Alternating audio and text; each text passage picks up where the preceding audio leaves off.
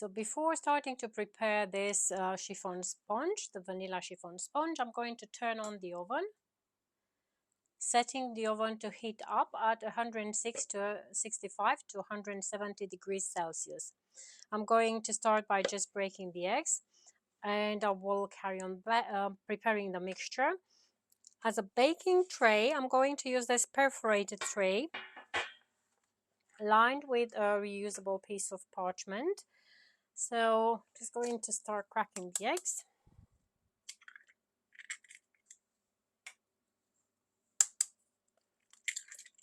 I'm going to use some basic equipment so that we can see that it literally works with a hand mixer as well.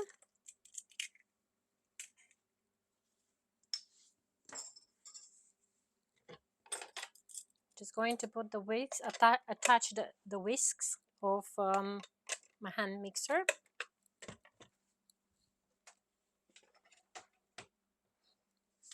And I will start aerating the eggs.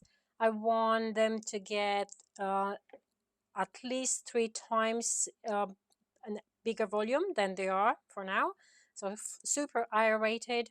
And I will start adding the sugar. I've got some vanilla sugar in here. Obviously, if you want to use just vanilla, that's absolutely fine. This is a flavored vanilla sugar. Then I'll put the caster sugar and then the oil, a little bit of salt. The salt can actually go at any time. And then right at the end, I can add the flour and just fold in gently. So I'm going to start by aerating. Medium speed, then large speed, high speed.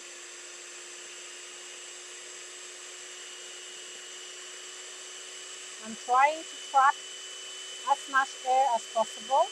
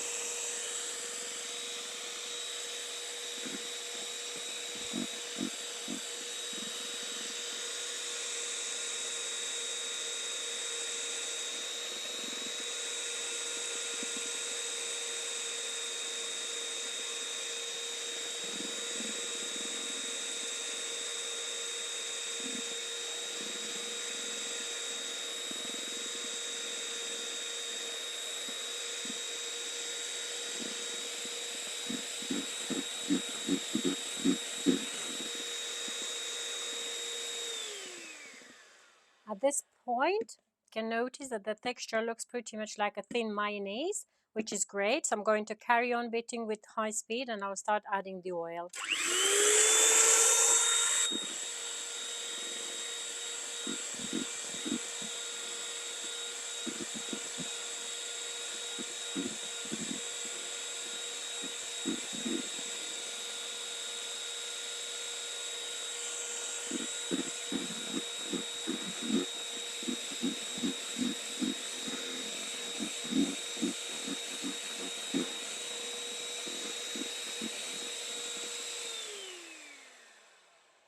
Okay, now at this point I'm going to add the flour, sprinkling the flour on the top. And I'm just gently folding with the whisks, but without putting the mixer on. And I'm going to blitz for like 10 seconds or so, just to make sure that the flour is well incorporated.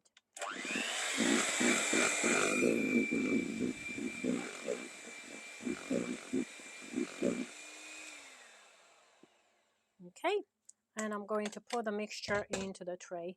Obviously, if you want to, you can use the hand mixer, that's no problem, and just fold in. I'm just trying to save the time and not do so much washing up after. So I'm going to get my baking tray, and I'm using a perforated tray because the heat gets through to the metal and bakes the mixture quicker.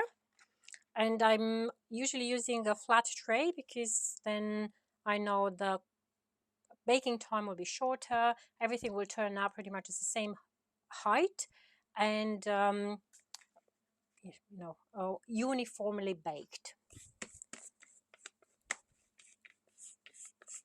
It doesn't mean that you cannot make a round cake out of this. You can just use a ring cutter and just cut to the size or shape required. Okay, just going to spread the mixture.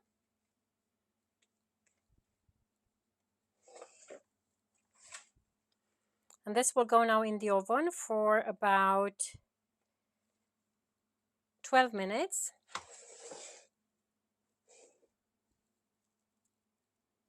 At 165, 170 degrees Celsius.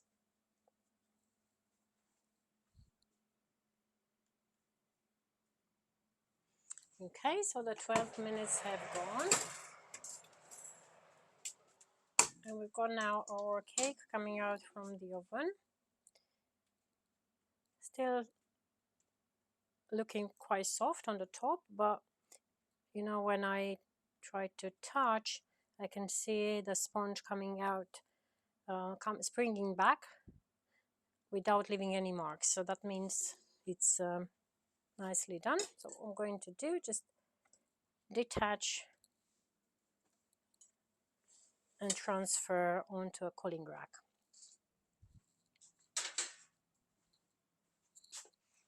Okay, so this is going to cool, and then I can just peel off the paper and then start filling the cake with the cream, which I'm going to prepare.